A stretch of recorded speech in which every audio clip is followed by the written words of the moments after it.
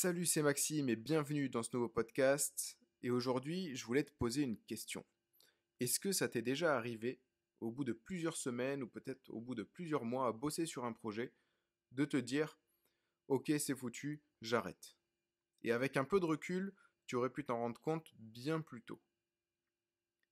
J'avais un peu ce problème-là entre le moment où j'ai appris à programmer et mes 20-21 ans.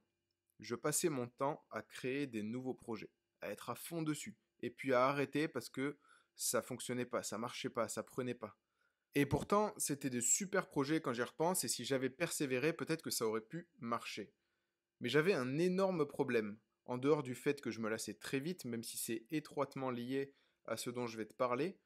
En fait, je voulais toujours créer l'ultime projet, je voulais créer le projet de toute une vie. Je voulais concevoir le jeu du siècle, je voulais concevoir le meilleur jeu de tous les temps.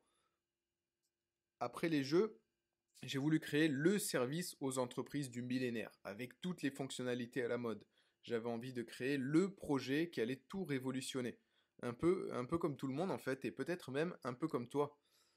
Quand je te disais que je me lassais très vite, c'était lié à ça. C'était lié au fait que je voulais sortir d'entrée de jeu le projet de toute une vie, le projet qui allait prendre 1 an, 2 ans, 3 ans à développer. Et avec du recul, c'est absolument pas la bonne approche. On est à l'inverse opposé de ce qu'il faut faire. Est-ce que ça t'est déjà arrivé de vouloir créer un blog? Je pense que si, quasiment tout le monde a déjà voulu tenir un blog, rédiger ses petits articles 1 ou 2 fois par semaine, ou peut-être tous les jours, je sais pas. Et comme quasiment tout le monde, tu passes des heures et des heures, voir si t'es comme moi, comme le moi de l'époque, des jours et des jours à créer ton site, à le faire joli, faire un joli logo, mettre des liens dans ton footer, mettre des couleurs sur des liens, changer la taille des titres. Et au final, tu écris ton premier article au bout de très très très longtemps. Ou alors tu l'écris jamais. Moi, ça m'est déjà arrivé de lancer des sites, me dire ok, nanana, je rends joli mon site. Et au final, j'ai jamais créé un seul article. Et c'est ce qui se passe souvent quand on veut créer un nouveau projet. On passe énormément de temps et on dépense énormément d'énergie à des choses qui servent à rien. En tout cas, des choses qui ne sont pas vitales pour ton projet ou pour ton business. Si tu crées une page de contact avec ton adresse pour te géolocaliser, tout le monde a envie de mettre la petite Google Map avec le joli pin sur la map pour montrer où tu te trouves, mais en réalité, tout le monde s'en fout. Ton adresse écrite en texte, ça suffit largement. Tout le monde peut te trouver grâce à ça. Tout le monde se fout de la carte Google Maps avec le petit pin pour montrer où tu te trouves. Alors attention, je suis pas en train de te dire qu'il faut pas le faire. Mais par contre, quand tu démarres ton projet ou quand tu démarres ton business, que tu fais ton site internet, il faut que tu ailles au plus simple. Mettre la Google Map, ça va peut-être te prendre 1 heure de plus, alors que mettre juste l'adresse, ça prend 5 secondes. Ben, pour démarrer, tu mets juste l'adresse. Tu lances ton business et quand tu as tes clients, ensuite tu peux commencer à rajouter de la petite cosmétique comme ça. Et c'est pour ça qu'il existe le concept de produit minimum viable ou autrement dit MVP.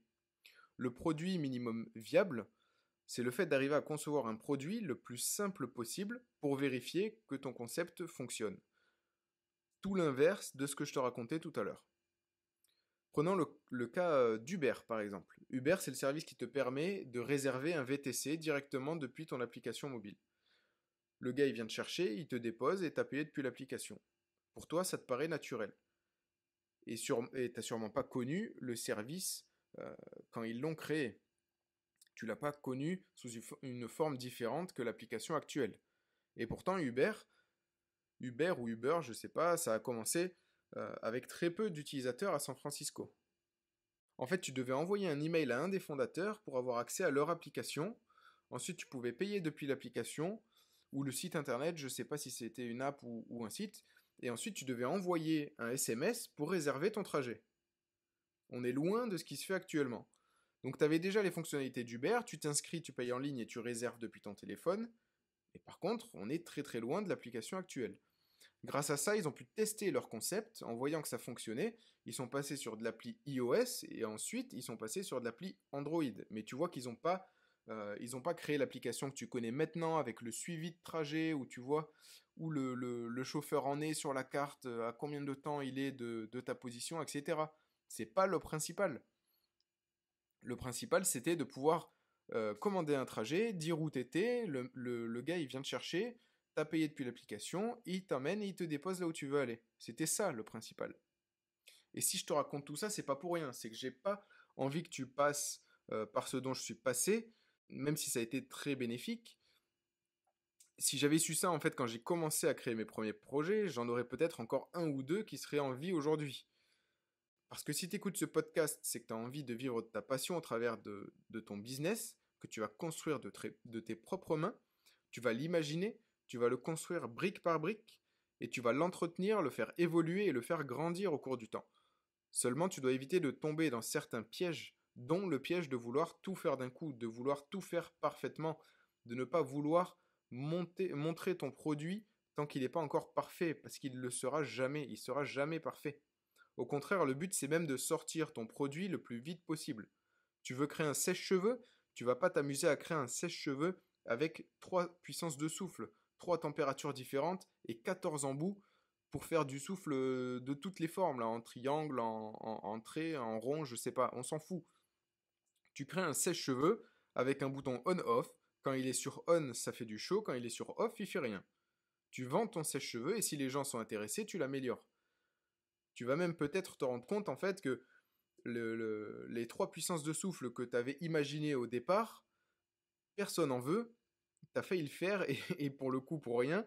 Et en fait, ce que les gens voulaient, c'était un sèche-cheveux sur batterie. Ils veulent tous le sèche-cheveux sur batterie parce qu'ils peuvent se sécher les cheveux partout, dans la rue, dans le métro, je sais pas.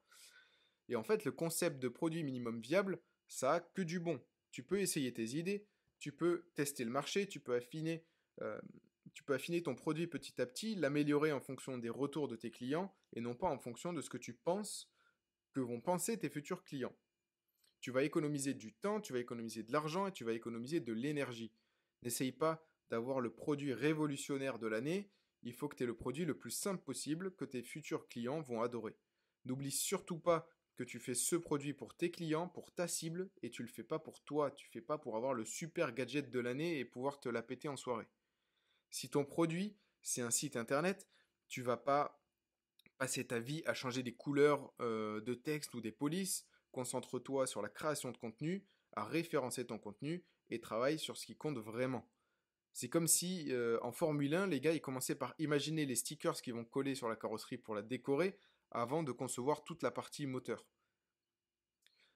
Donc si tu as une idée de business ou de projet derrière la tête et que tu as failli tomber dans le panneau, tu peux me dire en commentaire ce que tu comptais faire et ce que tu vas faire maintenant après avoir écouté ce podcast. N'oublie pas de t'abonner à ma chaîne pour ne pas rater les prochains podcasts et je te dis à plus tard, c'était Maxime, ciao.